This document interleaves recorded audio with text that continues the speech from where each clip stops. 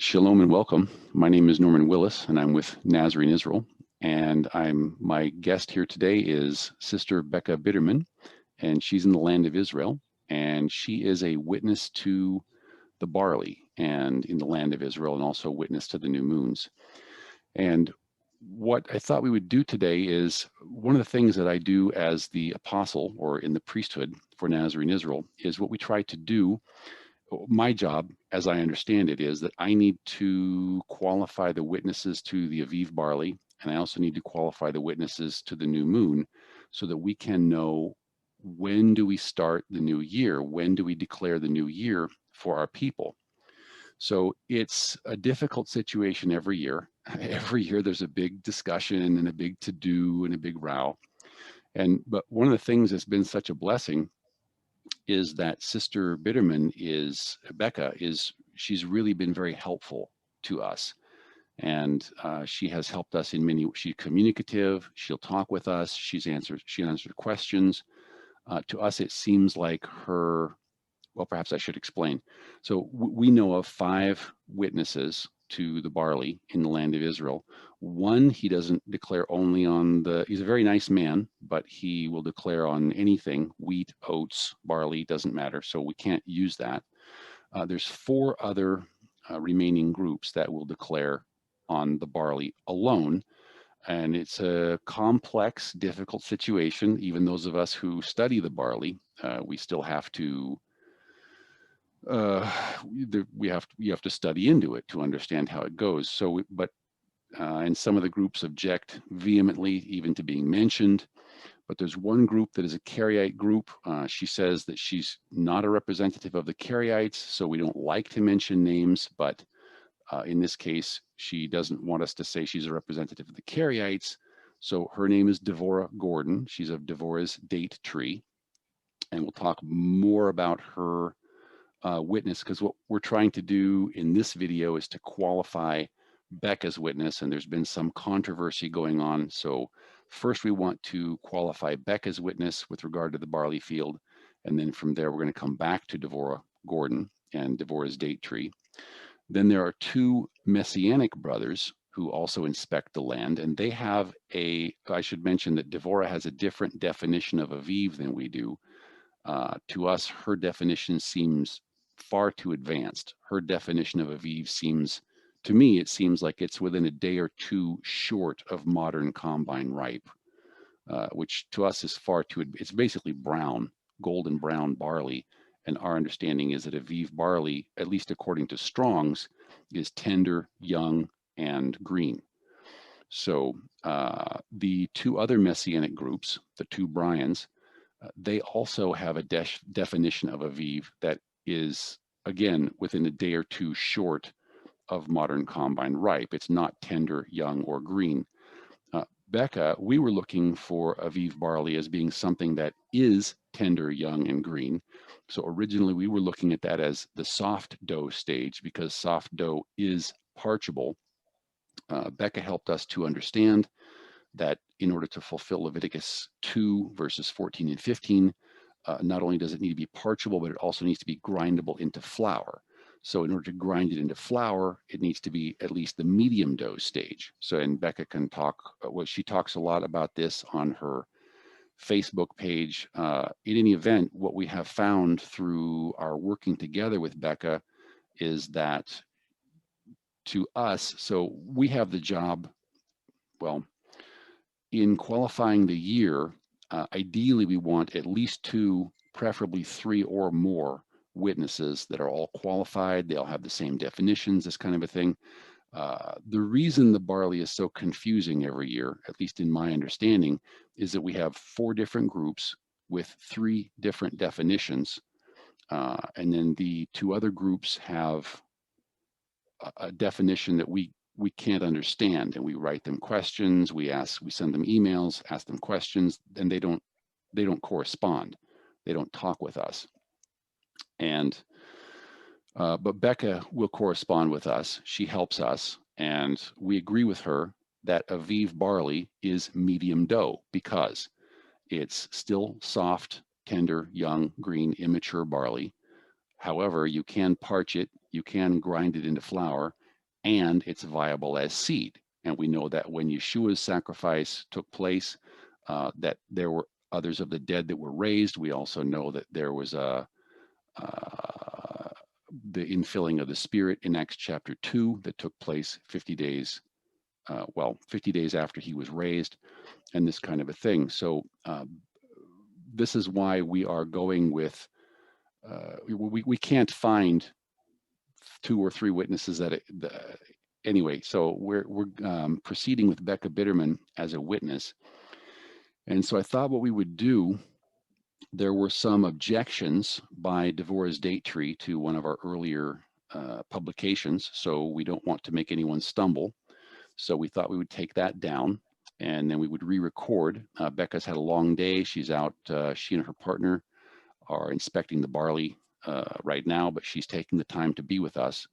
So Becca, I want to thank you very much for taking the time to be with us and to help us understand the witness of that particular field. Just to give some background and information on the field, and I suppose I should share screen at this point, and then we'll do this, and then we'll turn it over, and then I'll let you tell me about the field as soon as that bar goes away. So we'll come here to, now this is Becca Biderman lives near, she lives in the land of Israel. She lives near the Kinneret, or the Sea of Galilee, in a town called Poria Elite, which is upper Poria. And then where did it go? So there is a, apparently it jumped. Okay, so there is a near, just south of Poria. You're in it right now. Just south of Poria Elite, there is a traffic circle with the gas station. And then there's a field just to the south of that gas station. Now, some very interesting things have gone on. We can see Yahweh's hand all over. He's doing some very interesting things this year. So we thank him and we praise him for the trials that are going on. But if we can, this is a screenshot that I took, and Becca perhaps she can give. Anyway, some very interesting things have gone on in that field.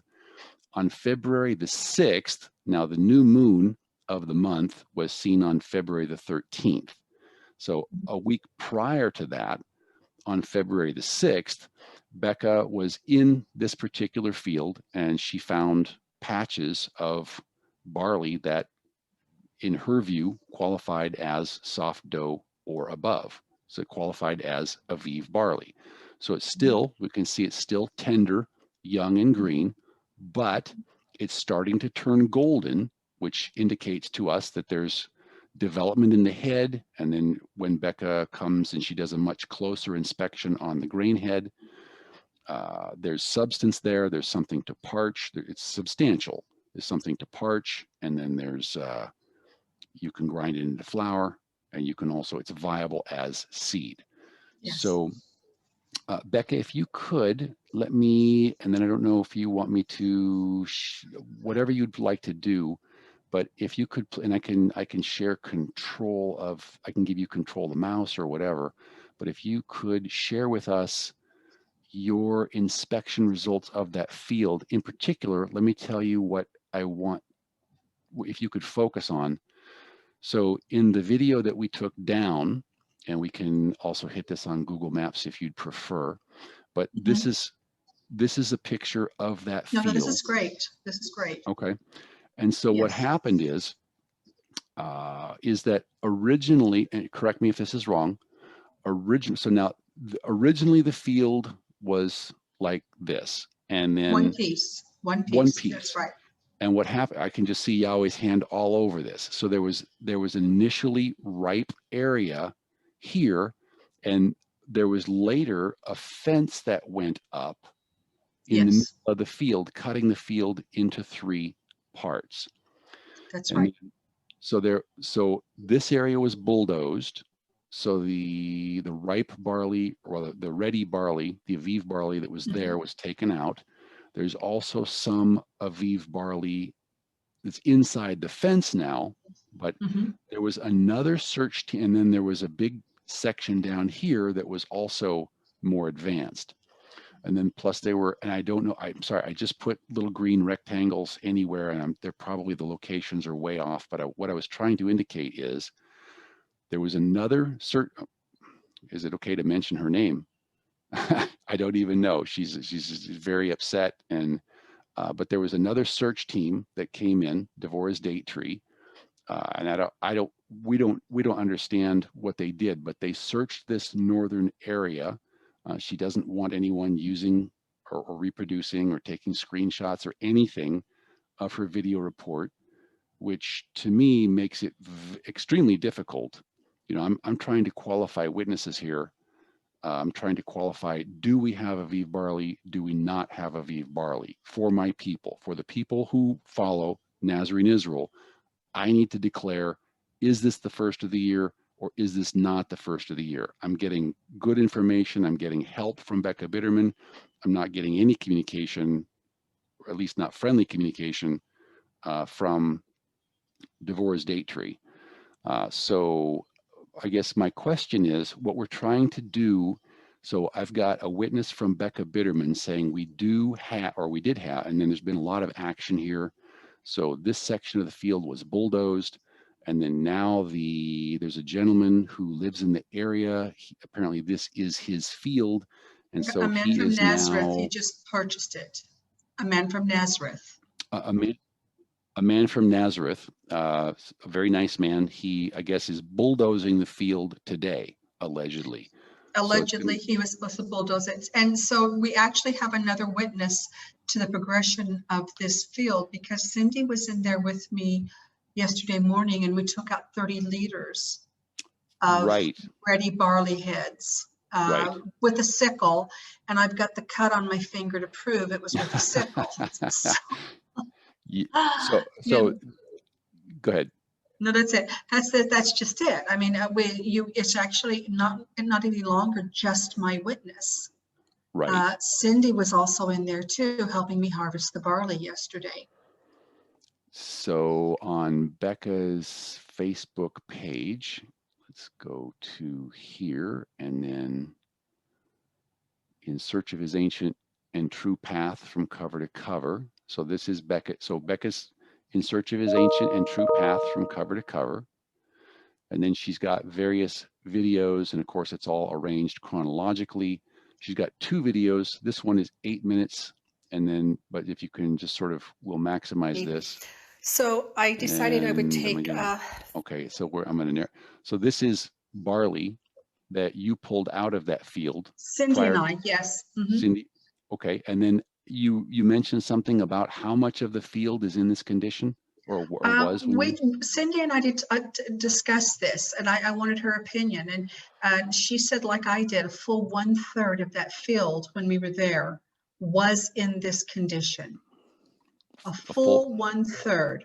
Okay, so in your opinion, there would be no question that there's a wave? Not at all. No, not at all. And this is, remember that the one that I had made the original video on that said enough for an omer, when I was finally convinced it would be, you know, good. We lost all that barley because the bulldozer did come in there and plow that out. He made a parking lot in that specific area. So we lost all that barley. And now, again, we're looking at still, I don't know if it's still there, but the day we were there yesterday gathering it, he said he was going to be bulldozing it because he feels like, it's a long story. He bought that property for a family, like park. They're going to plant trees there, and he's already set up a picnic area. And he feels like the barley is going to grow out the nutrition from the earth that the trees need. And he said it has to come out, and he's going to use the bulldozer to raise it. So that's the story. But when we were in there yesterday, a full 1/3 of that was just like you're looking at in this tub right here. So yeah, so many wave sheaves, many omers of barley. Okay, and this was a 30-quart tub, was it? 30 liter. 30 liter. Okay, and then in your studies, how much is an omer? How big is an omer? Oh, what is it? Is it 2 liters of flour only, something like this? It's not Okay. very much. From what I roasted that first Yes. time I brought, okay, what I brought home was like maybe 1/8 of what's there, and it yielded a full cup and a half. Okay. Okay. So the barley in this field, you know, you have to evaluate the field on a yearly basis. Right. Looking at Raim here where we're at, some of the grains are awfully puny and they would not yield much flour. Even Okay. though Good they're point. ready, they wouldn't yield much flour. But in this particular field, they were fat, beautiful, beautiful grains of barley. And so just a little makes a whole lot. Yes. Yes. Okay. Okay, I guess our point here is that so Becca on her Facebook page, she has a chronologically ordered listing of her investigations of the land of Israel. Everything's open, appears to be honest, appears to be. I mean, she'll communicate with us about it. So this is why, if anyone's wondering, this is why we're going with Becca Biderman's witness. Is we've got everything that we need to see, and we can ask questions, and we have there's open and what appears to be honest communication, and we're not able to get that from the other 3 groups. So that's a, what do you want to call it, a no-brainer? That's a hands down kind of an indication. And then, oops, okay, there we go. And then, so there's more. Yeah, There's another one that just shows how very brittle. The second one, I just kind of show how it is a few minutes the ago. condition of the grains themselves. Okay. Well, and this is important because I think a lot of people might be wondering, because we've got these 3 other groups that are saying that the barley needs to be golden brown, like you've got to have a field ready for the combine, or a field ready for, maybe they don't say that, but they're looking for a very, I guess hold on one second, if I can pull it up. So you've got okay, come here to the barley in 2017. You were saying that this is 2017. This is the year you trained with one of the other groups, and this was the Yes. field that they were calling Aviv.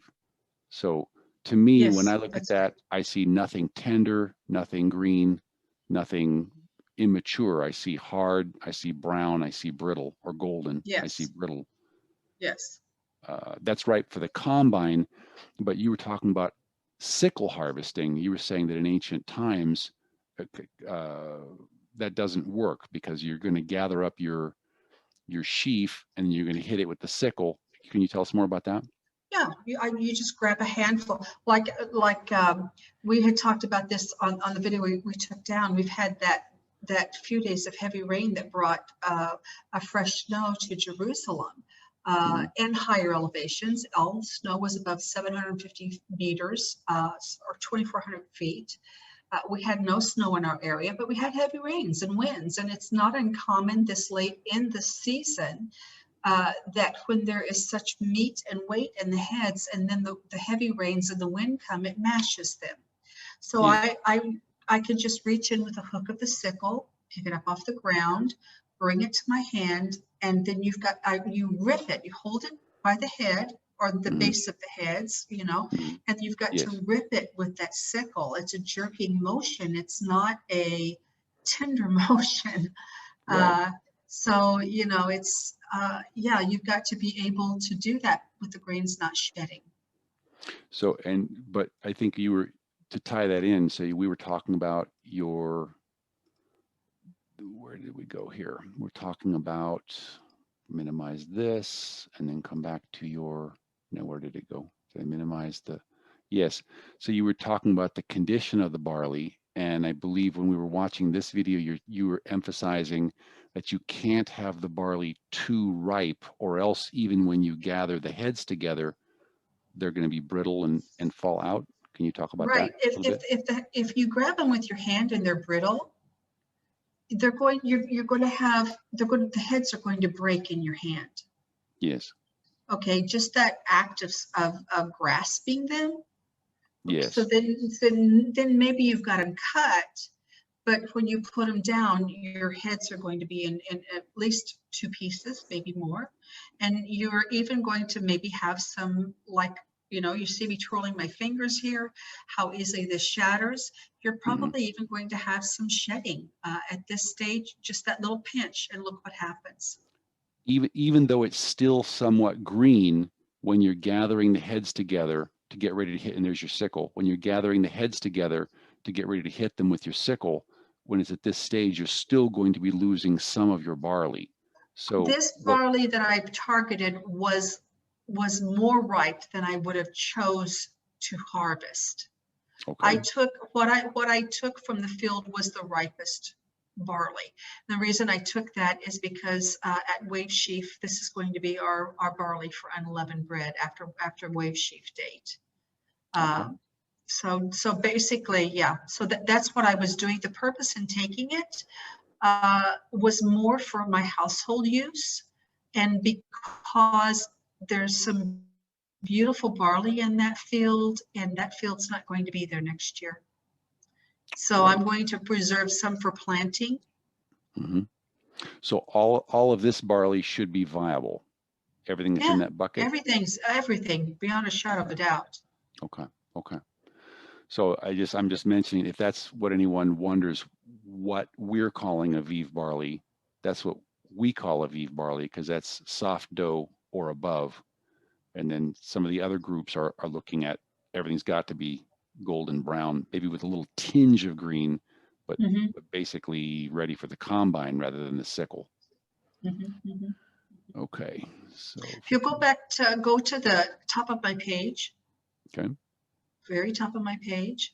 Mm-hmm. The last year I was with the Messianic group. On the left-hand side, that is their Aviv barley. Oh, that's their Aviv barley. Okay, and then tell me what stage that's in, and then what. That would be indivisible by the fingernail. Or okay. You know what? At this point, it may not have been indivisible. It was pretty much on its way. I do remember that. But we were also inspecting at the end of a month, so we still had time before wave sheaf day. But this was very, very advanced. Very advanced. Okay. So around hard dough or? Hard dough. Hard dough. I would say, okay. Yeah. Very hard or just hard? Very well. You could still divide it by the fingernail, but it was. I remember it being leathery. Okay.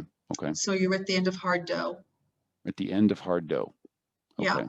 For me, when it's leathery like that and it's resistant to cut, there's nothing left but, you know, indivisible. So it's at the end of that hard dough. Right. Okay. Okay.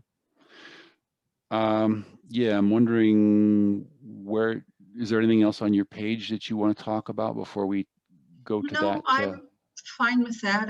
No, that's pretty much it. Okay. I appreciate so this is, okay, we already talked about this.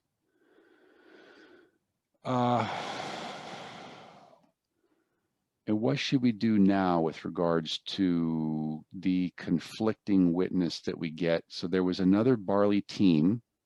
Is it safe? Well, we already mentioned them. So Devorah's date tree came in, and then so there's. Now I know what I wanted to mention. So I'm going to close this. But in this field here, okay, and then where in this? Let me see if I can do this. Can I put these pictures side by side?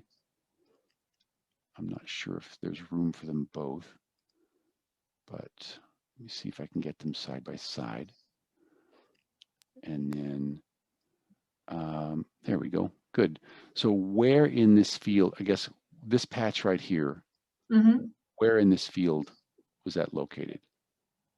It would be about, I don't know if you're seeing my cursor or not, but about where that gas emblem is, if you came down into the fenced off area. This gas emblem, and then come down. Come straight down, and yeah, you're a little too far east. You're a little too far east, about right in there. About right in there. Okay, so that was fenced off. So the other barley team was not able to inspect that, but should have been able to see that through the fence? Oh, it's a chain link fence. Yeah, it's completely transparent. Okay. And then the gas station is on a bluff? Yeah, you can see if you look at your picture back over here, that this is an Yes. elevation. I'm shooting uphill. You can see the incline. Yes. So looking across the field from that location, you're kind of looking down and out over the field. Sorry, I didn't quite catch. So you're saying when you're standing at the gas station, you're No, looking I'm saying down? when you're standing on the far Oh, north end I of the see. field, When that's the you're on the, highest end of the field. So you're looking down and down across out over the field because it's from there it's all lower. And it's okay, not like, there's no houses, there's no structures, there's right. nothing. It's just a straight view. No, I can see. So if I understand what you're saying this is the high ground and this is the Mm-hmm. low ground. So when you're Mm-hmm. standing up Mm-hmm. here, you can look and see the Yeah. whole field. Yeah, you got a Even, straight view. okay, even though there's a chain link fence, It's just a chain link fence. You can see just a straight chain through link it. fence. And even so, when you're standing on this bluff up here, Oh you yeah. get a good, because it's not that far. It's like 150 meters or something, maybe 200. Well, here, let me use Google Maps. So I'm going, here's 50 meters. Yeah. So, and this is that bluff. Mm-hmm. So I'm just ballparking it 50, 50, 50. And then Okay, here's where 150 meters. That's yeah, good. It kind of see the little bus emblem on the this, west end. It's yeah, on the west end it's longer because you've got that curve. But I'll give you 150, 175 meters all total okay, probably. okay, okay. And it's all downhill. It's a slope. Okay. If someone was to ask you if you had a reliable barley, if you had a trained observers who were standing on this elevation, should they be able to see um, this? Yeah. Okay. Thank you. Mm-hmm. Yeah.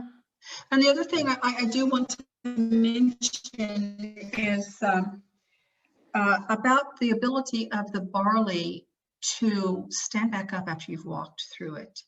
I was there on the 14th after the date tree group had inspected, and I couldn't even tell where they'd walked. I Hmm. couldn't even tell they'd been in the field. What is That now? barley is so resilient. Okay. Okay.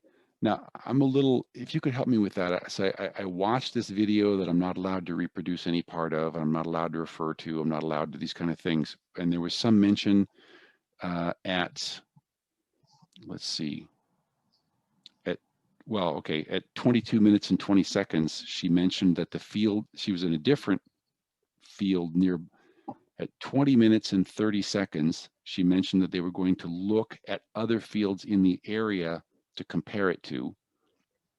So I don't know why they weren't able to spot your barley. And then at 22 minutes and 20 seconds, she's in a different location.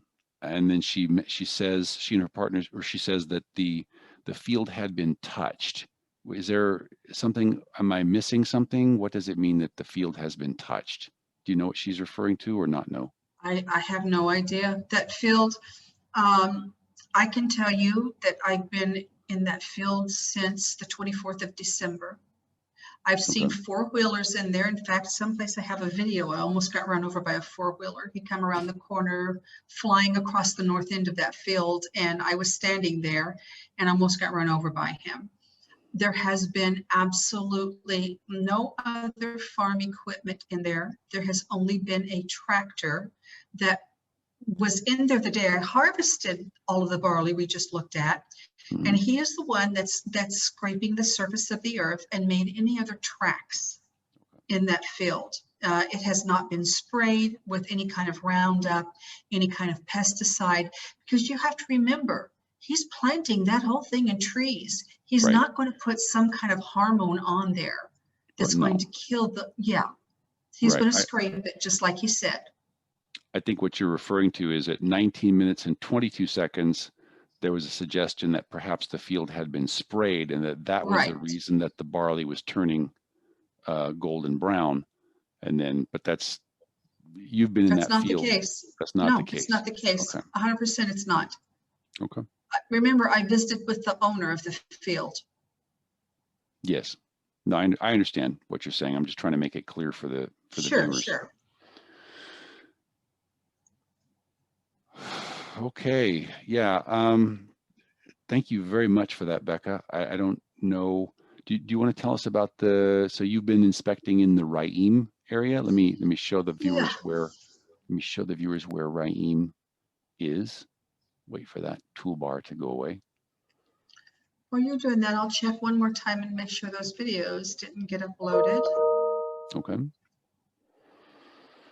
So just for those, okay, so I'll switch back to map view just for a moment. So what normally happens, just for those of you who are new to the whole Aviv Barley scene, so in the land of Israel, then with Jerusalem, Becca is up here in the north in Poria Elite, and then, but today, she and her partner Cindy are down here near the Gaza Strip in how should I say, normally, quite often, in an average year, the barley will come ripe first, either down here in the Gaza. You'll hear these names mentioned a lot. You'll hear mentioned Sderot, you'll hear mentioned Raim, you'll hear mentioned Netivot, these kinds of things.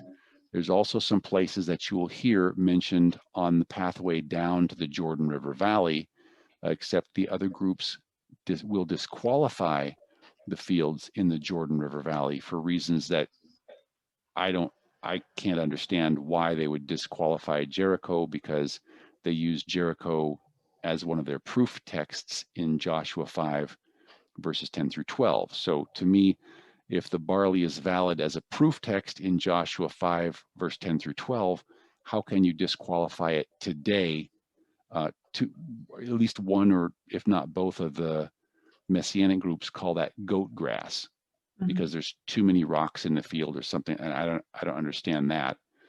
I'm not able to understand that. But there's some other places that you hear about down in the Jordan River Valley that, at least historically, back when I was training with the Karaites back in, I believe it was 2003, they would at least inspect down here back then. I don't know if they're still inspecting down here now or not. But anyway, coming back to Raim, so Becca and her search partner Cindy are in the Raim area, and let me know if you want satellite view or if you want me to give you control of the mouse or whatever your preference. You can satellite view right there, it'd be okay. All right. And so this is one of the places last year. So last year was a huge learning curve for me. And we had pretty much the same anomaly this year. You know, we've had a lot of years without rain, much rain at all, when the Kinneret or the Sea of Galilee was so low that there was talk of desalinating water and using the pipes that they used to use to carry the water to the residents, to carry the desalinated water into the Kinneret. So we've been in just a severe drought. The last 2 years, we've had copious quantities of rain. The way it has fallen has not been very favorable for the barley. So in this area right here that we're looking at I went down to see the anemones, the kalanites as they're called in Hebrew. And actually that's something we need to speak about. That season has passed already in Israel. We went to Raim, we went to Barley, we went to several places. And I had a tourist walk up to me and say, where are the kalanites this year? And I said, well, you know, I said, they should be back over here. And she said, no, there are none. And so the kalanite season is already over this year. Okay, that speaks to us of the progression of a season. That's really important because the Messianic group, the AB Messianic group, that's how I refer to them as the AB Messianic group. One of the things that they look for is 30 days before the barley is a beat, that the anemones are in bloom. Well, the anemones are finished. They're gone. They're finished. There are a few undersized anemones left, but there are not the carpet like you want to see a month ahead of the barley. Okay, Right. so back now to that whole field. Yes. What I learned the last year as I was standing there, come to see the Kalanites, and I'm standing there, I'm looking at yellow barley that's yellow with the root, and it's sick, and I'm suddenly having this epiphany that all of the all of the clumps of barley were elevated, and what was not on a little elevation had almost drowned. Hmm. So, and it was the same way with the oats. There were sick oats and there were healthy oats. There were the oats that almost drowned, and there were the healthy oats that had a little elevation. Mm-hmm.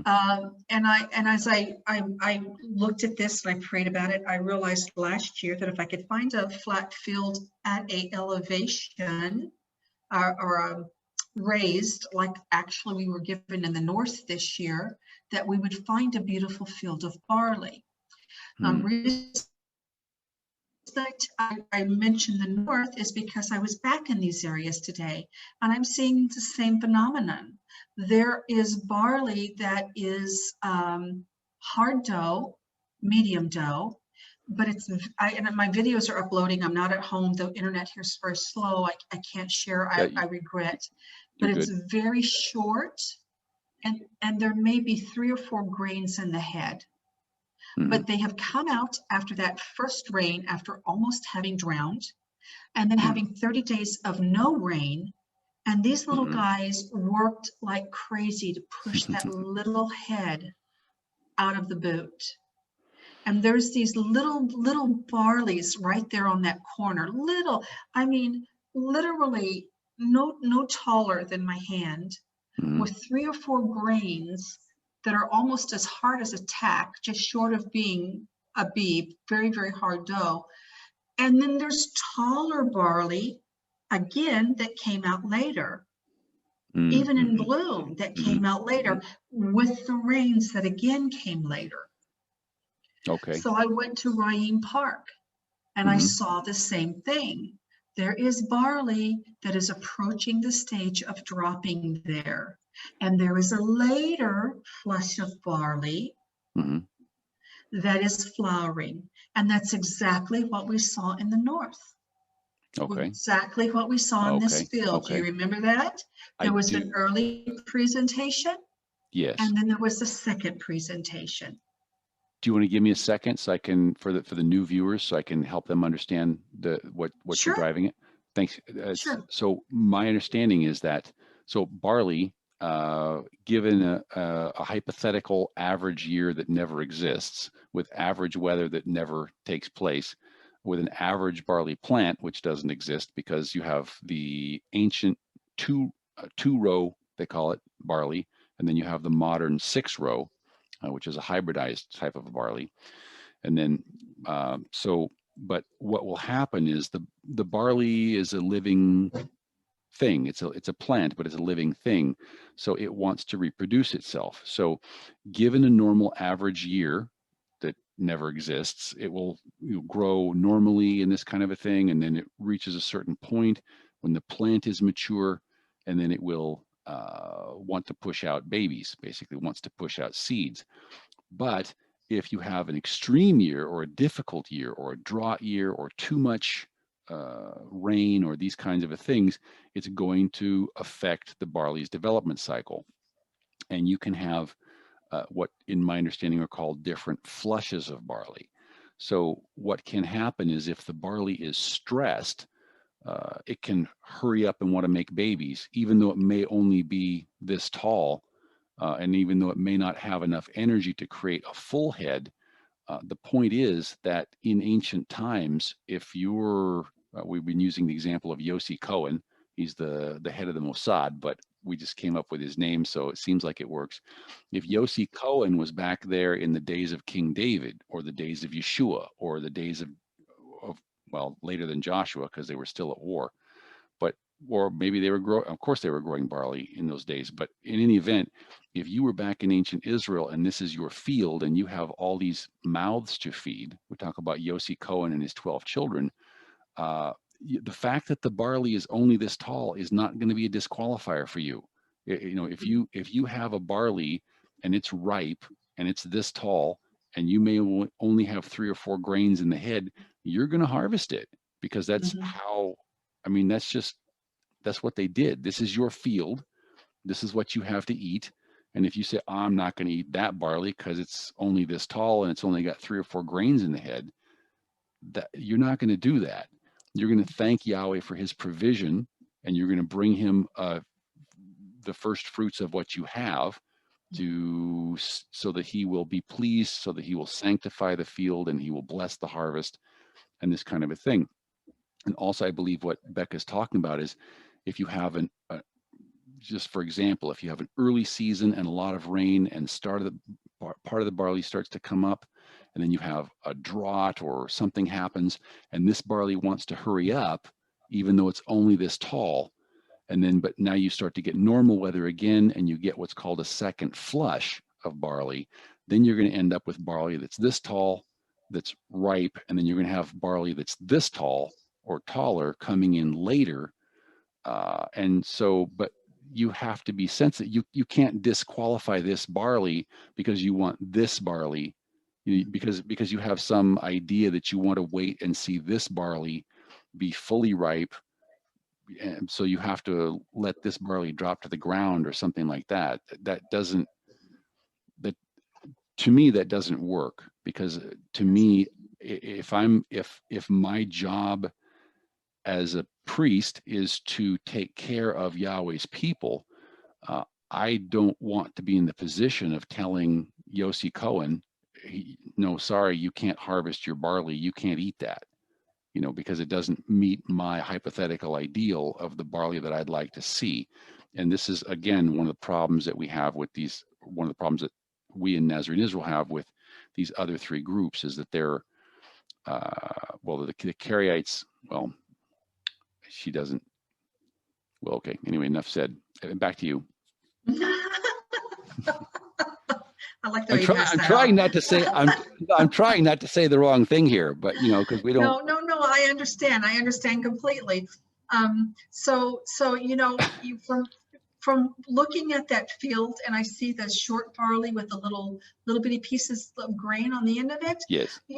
Let's talk about Yossi Cohen. He better be on his face repenting. The rains that we had this year were not conducive for growing barley.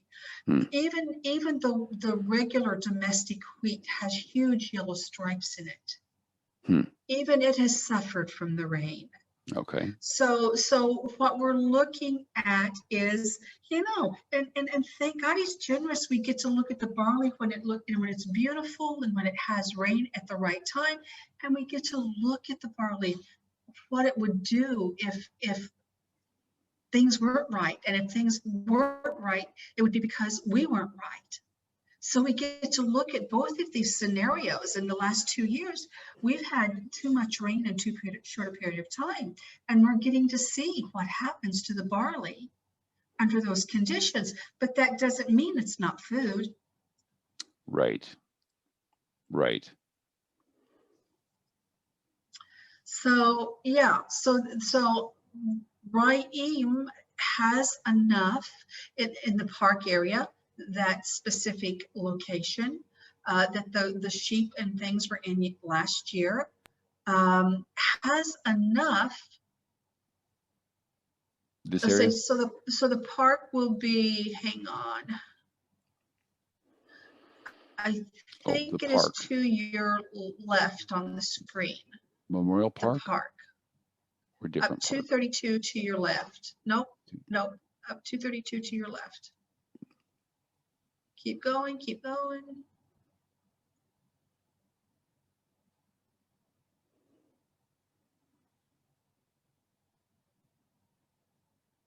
I'm out of screen here. Okay, then let's go up the other way. Shouldn't be out. Are you? Is this Memorial Park? No, no. This is the park where everybody goes for the anemones, and to see the barley. Yeah, keep going to see if you can go any further.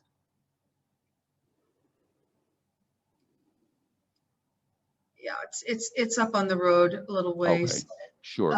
That's It's fine. about, it's up, I think it's up there where the other 232 is, in that area someplace. It's hard to see from here. Yeah, it's just before Barry, not too far. Which we were in Barry too today. There was not a lot going on in Barry as far as grains to be seen. Mm-hmm. So it hasn't been a conducive year, but the point is in Ryeem Park, in that rest area, it's actually a rest area as the way it's presented on the road. There was enough. Cindy and I both said at a dunam approximately of territory that was in that advanced barley, there would have been enough for a omer there today. But we didn't need it because we already had the field in the north. Yes. And the field in the north is much, much, much, much, much bigger than that. Right. So just so for people who are new, a dunam is about 1/4 of an acre? I'm sorry. Yes, it's about 1/4 of an acre. You're good. Yes.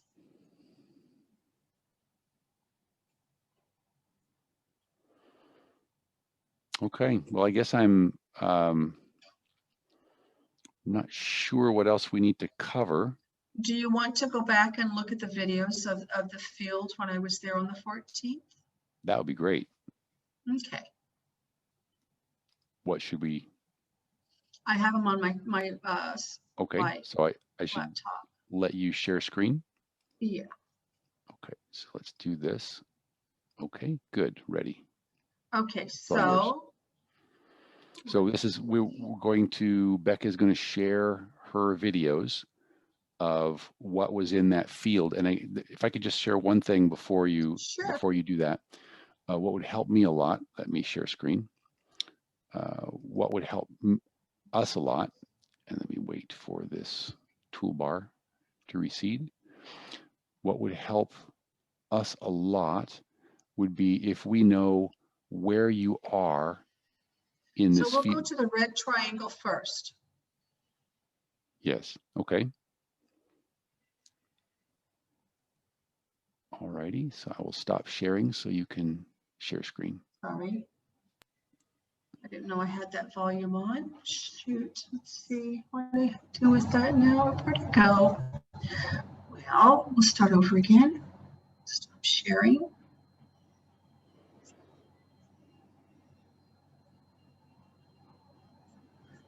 Okay, here we go. That is down.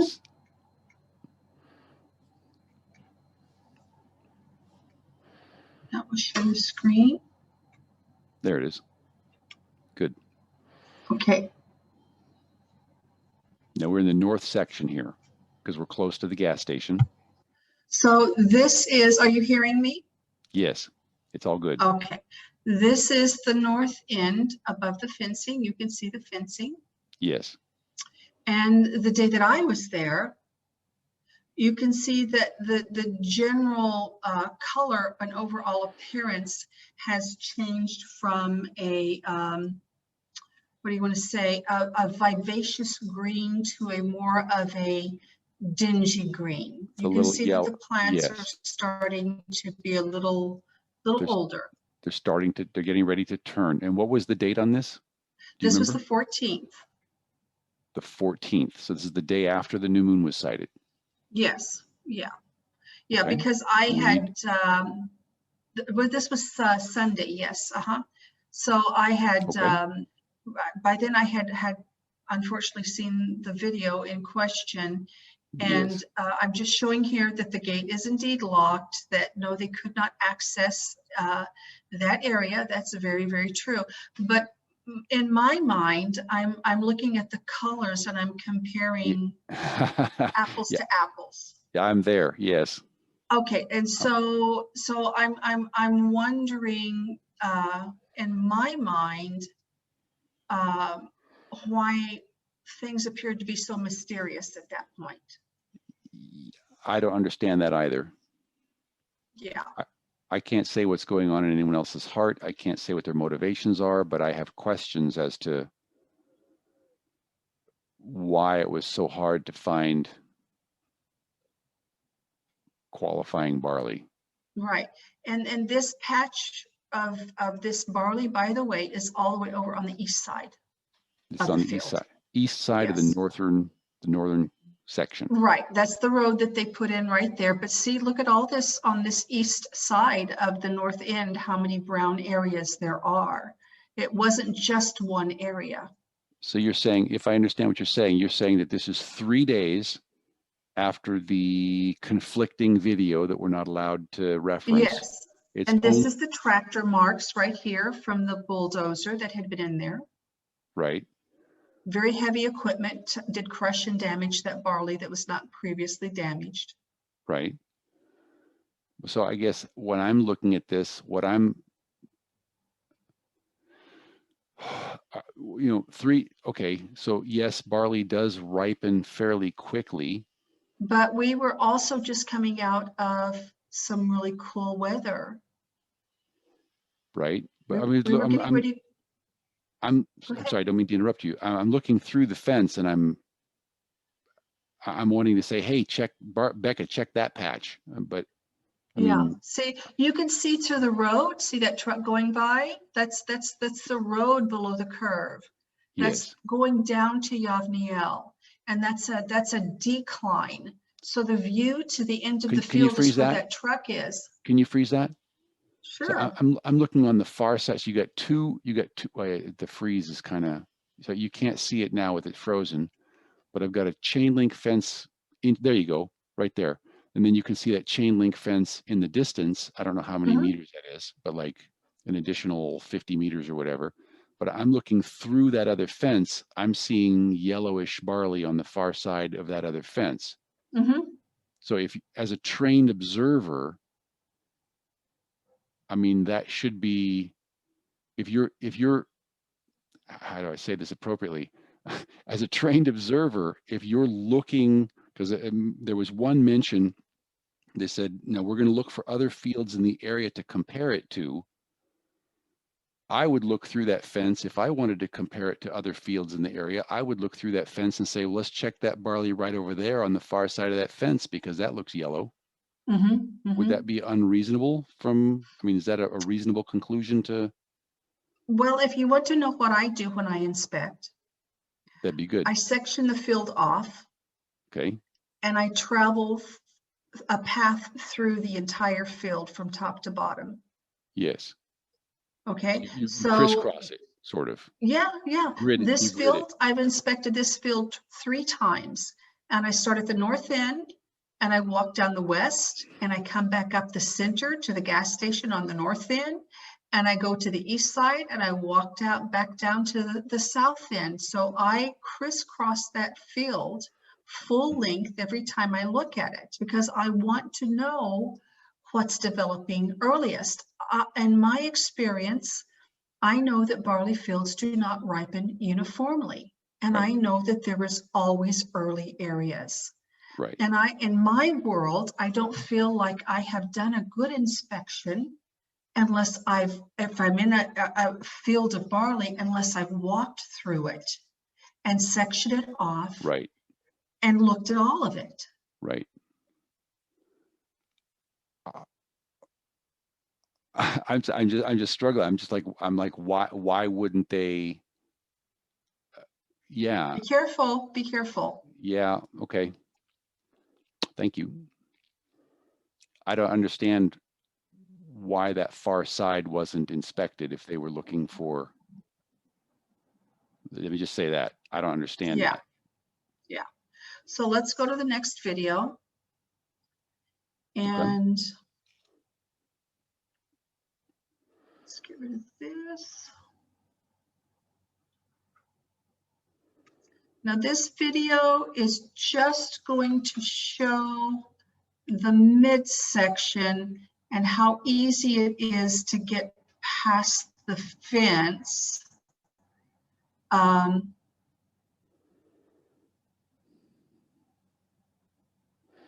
So here I am. let's stop it. If I can, stop. So this fence right here, you can barely see the poles. Yes. And you see I have an unobstructed vision to the north end of the field. Now you're on this the area south side. right here. Where are you in the field? I am, okay. So this back up here behind this fence. Yes. You see these little poles? Yes. That's the north section. That's the north section. That's where we were just at in the video. So you're this is west. That's you're exactly on the west right. side of the fenced section. Okay, that's what I thought. That's right. So Okay. I'm walking southward. So what you're showing us is how easy it is to walk around that. To pass around that, yeah, fence. it's very easy to pass around that. It's because not restricted. Back here, it's just a plowed field. There's no obstruction. Very easy. Of course, I'm looking at his trees, and I'm upset because I know we're going to be losing this field. Right. And indeed, he has ran this fence all the way down to the road now. It goes all the way down to the road. Okay. But if I ask him in there, if I ask him if there was any barley left and I saw him there, he would let me in. He's a very nice man. So let's go to the next one. Okay, but what if you could? I'm so sorry. You're okay. But Let me go back. What I'm getting out of this, to the point is, it's very easy to walk around that fence. There's just no obstruction. If you're standing on the north side of that fenced area and you're looking through the south side, and you're saying you get a clear view. Look, that's what I'm doing right there. I'm looking north. Right. And then as it runs, then you turn and you show the south edge, and you just keep walking around, and there it is. Okay. Yeah, I mean, at a distance, the chain link even disappears, and if you go look, you can't even hardly see where the poles are on the north end now. Right. Okay, so now we'll go to the other one. Yes.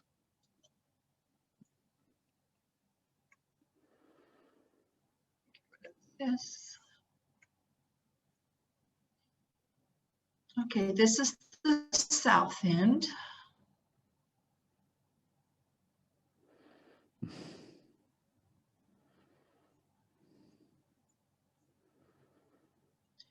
Okay, so let me back it up just a little bit.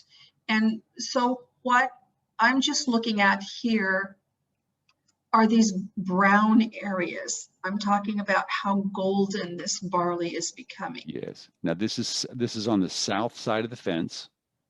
Yes. And when you're at the gas station, when you're up on that little promontory there, are you able, when you look out over the field, even with that fence in there, are you able to tell that the south end is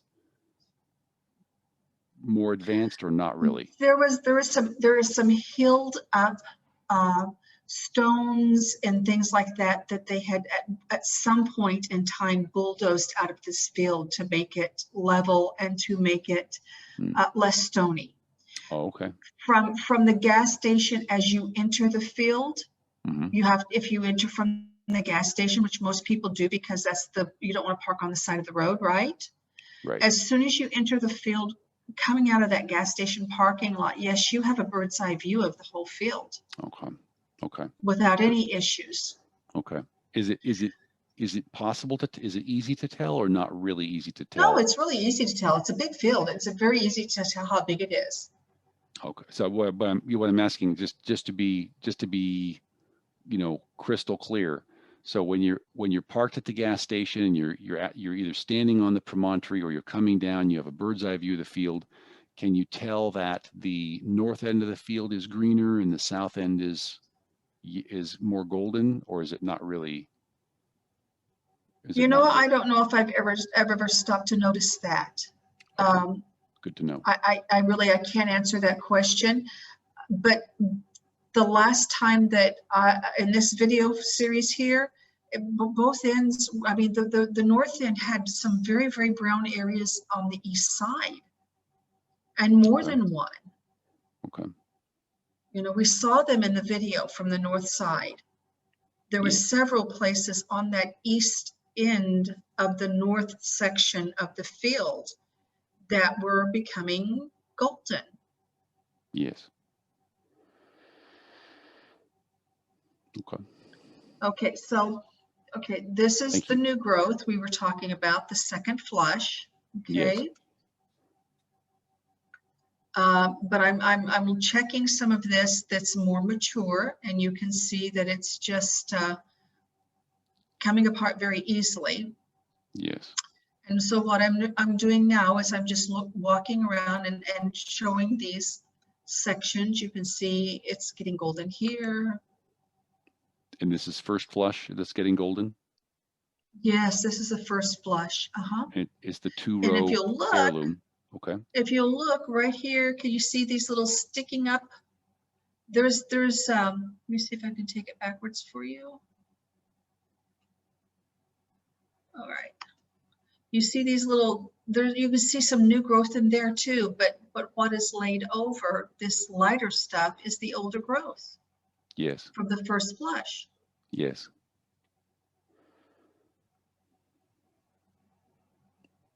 And this is the south end. Yes. Uh-huh. Okay. So this is what the other team didn't see. That's right. Okay. Hang on, I want to turn that off. All right, so we're just going to go here, and I'm just showing all how brown it is. Mm-hmm. That's what I'm saying. When we were in there cutting the barley the last day, a full 1/3 of this could have been harvested by now. Yeah. And we're still ahead of the wave sheaf. Yes, yes. Look at Right. how brown this is here. Right. And there's no way that this would make it another month. Oh, no, no, no. This wouldn't have been there. It would be shattering by Friday anyway. It'd be shattering. Right. So for the people that are new, so that what that means is that the, Did you see how white that was? yes. You see that? Yes.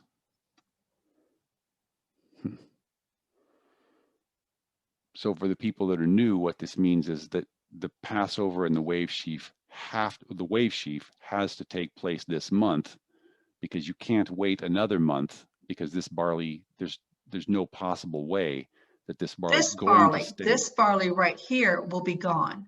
Right. There will be the new barley. Right. Next month, but you will have lost Right. Well, a lot of barley. I mean, a lot of barley. Right. And the point that we're trying to make is that in ancient times, Yossi Cohen and his 12 children need every grain in order to feed mouths, or to sell, or whatever they do with it. So that's, yeah. Well, let's just talk about that a second. So most people don't even understand that ancient Israel was, they subsided on grains the way that Asia does rice. Yes. We've only got a very small grain window, and Yes. the rest of the time those grains was the stored food that Yes. they lived by. Yes. So you could not afford to allow any of this to waste. Waste not, want not. That's right. That's right. Because by Shavuot, this whole land is going to be brown again. Yes. And it's going to be finished until November, not November, the 11th month, the 11th biblical month next year. This year it's going to be finished till the end of the 10th biblical month, the 11th biblical month, and then we're going to begin to see a little green again. So Yes. all of this from Shavuot to when that happens again, they're eating the grains they harvested. Yes. And if you don't harvest the grains, you're not going to eat. That's right. Or you're not going to have anything to sell, or whatever. But this is what Elohim gives you, so you have to make the most of it. That's right. That's right. And yeah, exactly right. Exactly right.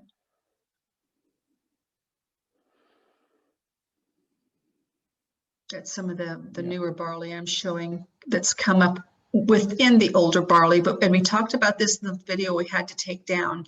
If we had harvested the barley when I did the video and I said enough for an omer, this new barley that's standing straight up and has no meat in it, it would not have been in the way because it was not out of the boot yet. Not only that, but a lot of this barley. Would you say it again, please? Sorry, didn't mean to interrupt. Okay. Would you say it again? That's okay. If the newer barley, if we would have harvested at the time that I did the video enough for a wave sheaf. Enough for an omer, or that was. I'm sorry, an over, enough for an over, yes. On the 6th, yes. If we would have harvested that barley at that point, right, then the new growth would not have been in the way. Right. Now the new growth is in the way. Yes. So now it's hard to harvest the first flush because the second flush is growing up and is getting in the way. The green stuff is getting in the way of harvesting the earlier stuff. Yes. That's right. Okay. Is it normal for like a wild field in ancient Israel, like just first century times or King David's time, because they didn't have 6-row? Well, I don't know if they didn't. I'm not sure when 6-row came into being. I'm not either. Okay. I'm not either. So we'll leave that out. Yeah, but I saw 4-row barley and ryeem in the park today. Oh, okay. So. Okay. Yeah. So we'll leave that because it's not known. Okay. It's not known. So you can see the further east we get, look at this over here. As I've always told you, it ripens in the east first. Yep. And you can see how just golden that is now. And that was on the 14th. Right.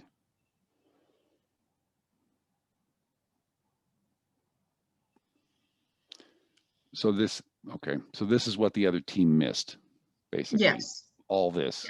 Yes. All this on the south end. And it's easy to access, it's easy to get to, it's easy to see that it's there.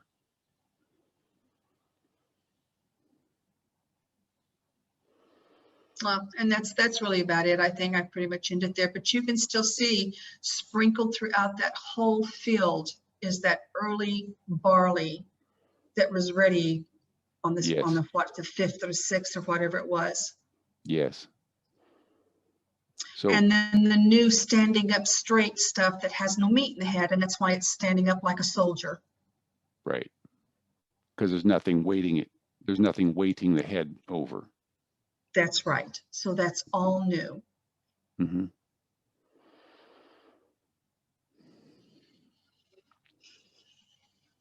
Well, I really appreciate your thoroughness. I appreciate that you, well, again, we talked about this in the video that we had to take down, but the history of that field just sort of seems miraculous. We've had some extreme weather going on, some very, very unusual weather, anomalous weather. And then, of course, with all the lockdowns and everything, and people aren't able to travel around travel is difficult. And here Elohim just gives a field of early ripening barley very close to his witness, I suppose. Yeah. So. Yeah, it was very miraculous. It really was a miracle. And not only that, but if Cindy wasn't asleep, she would tell you we have not seen another field as beautiful as this field. It's just an amazing field. And I think that our inspector from Devorah's Date Tree even says the same thing, what a beautiful field it is. Because it is, it's just, I've never seen another field like this. They do, yes. She does mention how beautiful of a field it is. I don't have a time marker, but. Yeah.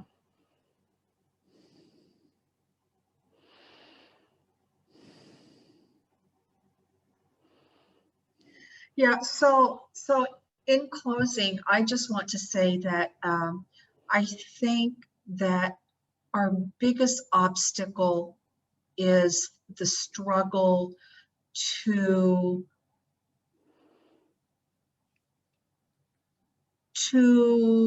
oh boy, let me pick my words very carefully. I think our biggest obstacle is the struggle to have the most influence in how we see the barley needs to be when it's ready to be harvest from the field. That's our biggest struggle. And that's where the friction lies, is because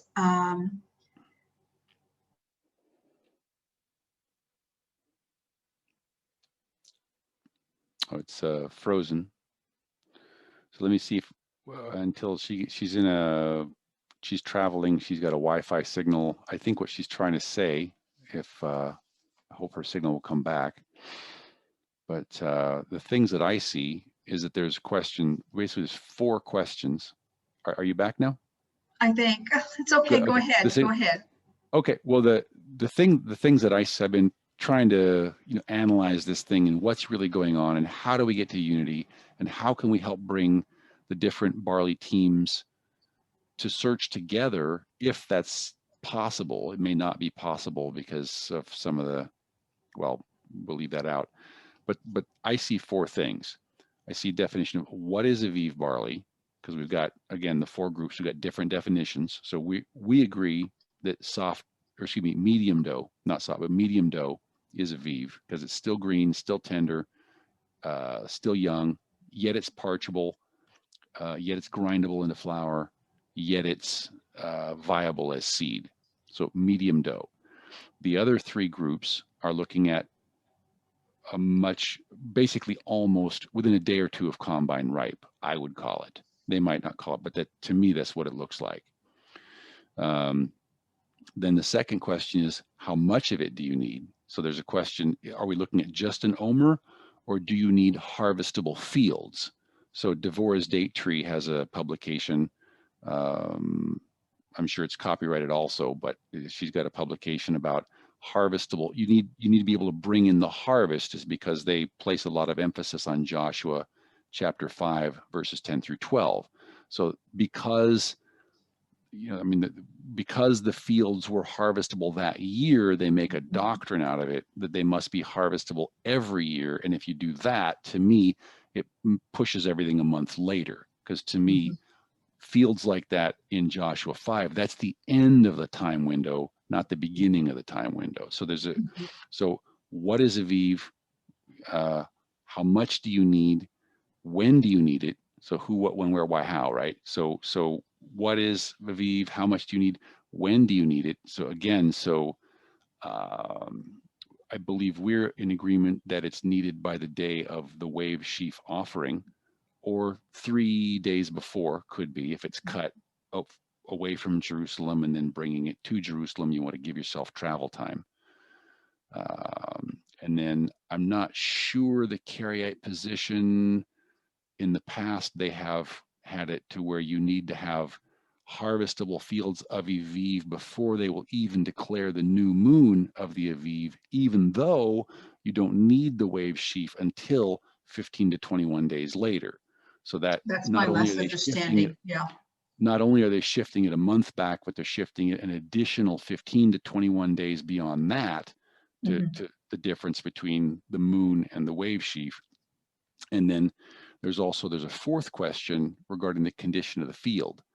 And then some of the Messianic groups, and I'm not sure, but I think the Karaites also, I'm not 100%, or Devorah's group, but they talk about, the Messianic groups talk about goat grass. And then, so if there's rocks in the field, like around Jericho, they will disqualify Jericho, even though they use Jericho as a proof text in Joshua 5 verses 10 through 12, which I'm not able to understand that. So what is Aviv? How much do you need it? When do you need it? Condition of the field. To me, Aviv has to be still tender, young, and green, like Strong says, yet it has to be parchable, grindable into flour, and also viable as seed, based on Yeshua's witness. How much do you need? You need a sheaf. You need an omer. And then we could talk about that definition, but you don't need a whole field of it, or you don't need all of it. You don't need to bring in the main harvest of Israel. You just need to bring a sheaf, because the purpose, well, we talk about the theology too, the purpose is not to bring in the harvest and then bring a sheaf of that harvest to the priest, like the Karaite doctrine. The purpose is to bring the first sheaf which then sanctifies the rest of the harvest, which is That's right. matches Yeshua's pattern, because Yeshua is our wave sheaf. We know that from Corinthians.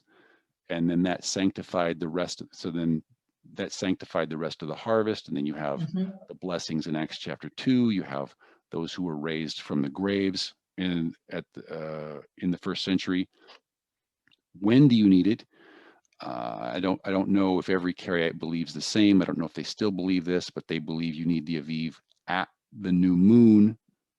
And then I believe we, and then perhaps the two Messianic groups, I believe that you need it at the day of the wave sheaf, because that's the whole purpose. And then the condition of the field, the other three groups are saying basically they're looking at a manicured domestic, like a combine ready field. Yes. So they're disqualifying something that would be like an ancient sickle field. Whereas I believe you and I were both, we're fine with, I mean, we're not looking at combine harvest, we're looking at sickle harvest, which is a very different thing.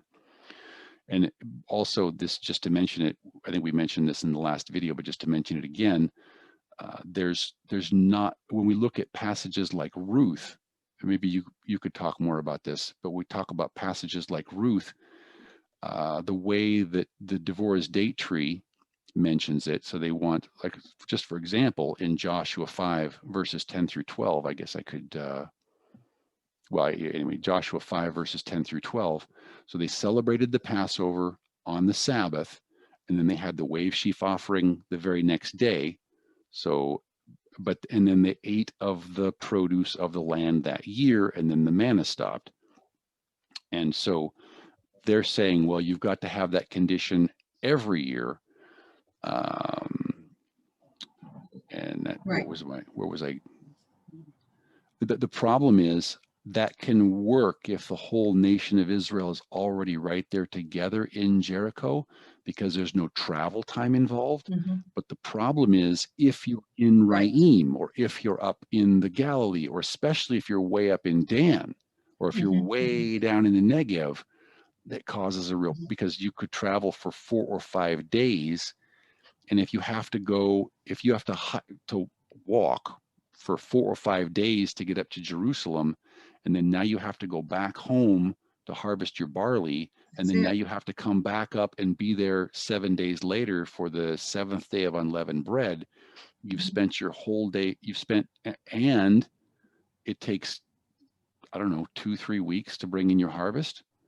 How is that possible? It does. If I'm looking at this, at the way that the fields have presented themselves from an ancient perspective, for me, it's a perfect scenario to see an early flush of barley, bring in that earliest wave sheaf. The men have time to travel to Jerusalem, keep the week of unleavened, get back to their fields in plenty of time for that second flush to be ready. Right. And then they have 7 weeks to bring it in, and then they bring up to the first fruits up to Pentecost. Right. That's right. And so let's go on that whole line a little bit further. Is we've had 18 years of being an abject drought. I mean, so low that they were finding treasures in the Kinneret because the shores were uncovered. I mean, serious drought. Serious drought. It was so low that they were afraid that the marine life couldn't be supported, because when it gets to a certain point, the salts and the minerals are so concentrated that it becomes salty. So that's why that they were talking about desalinating water and pumping it back in there. So that's not what we've had. All of our records and all of our understanding, recorded understanding, have come from this time we were in severe drought. And now that barley doesn't come in 2 flushes when we're in severe drought. Okay, that's where you're going with that. Yeah. Okay. Yeah. So these last 2 years with this abundant rain, yes, we've had 2 flushes of barley. Yes. Now, Elohim promises that he's going to return the rain in the end times. So, that was my only question was, is Yossi Cohen really going to be on his face because he's got more rain, or is he going to be thanking and praising Elohim? because he's got more rain? I guess It what he meant depends on maybe. how it falls. Because I Okay. still say that the rain, the way it fell, even though we're getting plenty of it, is not conducive for growing beautiful grains. Okay. You know, the Bible talks about the gentle rains, and it talks about, you know, sending the gentle rains first. It's you farmed. It's not rocket science. If we get heavy rains when the earth is hard, the earth can't drink it. It just runs Right. off. It rolls off. Yes. That's right. If we get gentle rains first that prepare the earth, then it can drink the rain. We Okay. have had heavy rains in the beginning, and so there's been a lot of runoff. Okay. And then we had it turn off. And so the barley struggled up out of the earth and got busy and put out a head. And then we had, after 30 days, then we had some more rains. But you're talking about 30-day stretches without rain. Very stressful conditions for the Very barley. stressful conditions. That we have 2 waves of barley is not surprising. So we're not getting, my whole point in saying that is this is what we've been presented and this is what we deal with, but Yes. it's not ideal conditions yet. Okay. Okay. Okay. So more rain is a good thing, but the condition of the rain is also very important. To get a gentle Very rain important. first to prepare the ground, to open it up so it can drink in that rain. And then not wait 30 days for the next rainfall. Right. You know, and especially when it got as warm as it did, you know, high 70s. That was a major stressor on that barley.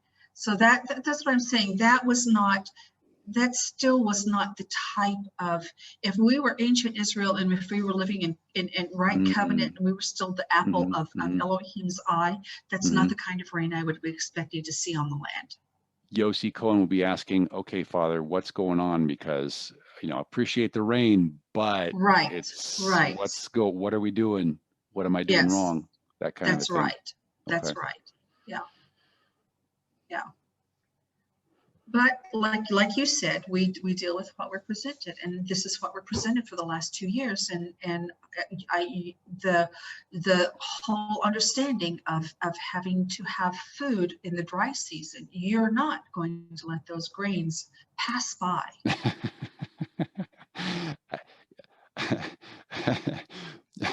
You know, I just wonder what Yossi Cohen and his friends would say if the priesthood in that day said, no, you can't harvest that grain. And he's like looking at his children, you know, like, I can't feed them. Yes. You know, I imagine that kind of a conversation.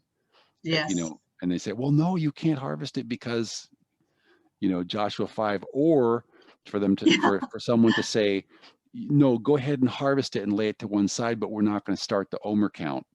Right. Even though Deuteronomy 16 and verse 9 says so. Right.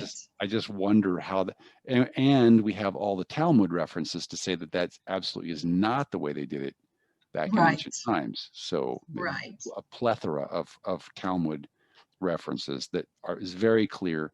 The Omer, the wave sheaf, was the very first thing that was cut. So to me, it means you have to cut when the very first thing comes ripe. You have to cut it. That's right. What else? That's right. Yeah. Whereas in Romans, it talks about if the first fruits are holy, the rest is holy. Amen. Amen. Yes. Amen. Yeah. So it's the first fruit that we get the blessing for the rest. Amen. Just like Yeshua is our blessing. So Yeshua was our first fruits, and he's the blessing. That's right. Yeah. Yeah. Yeah. So I don't know if we solved much tonight, but I'm committed to the fact that we're in great shape, that there's no obstacles to have Passover this coming weekend. None at all.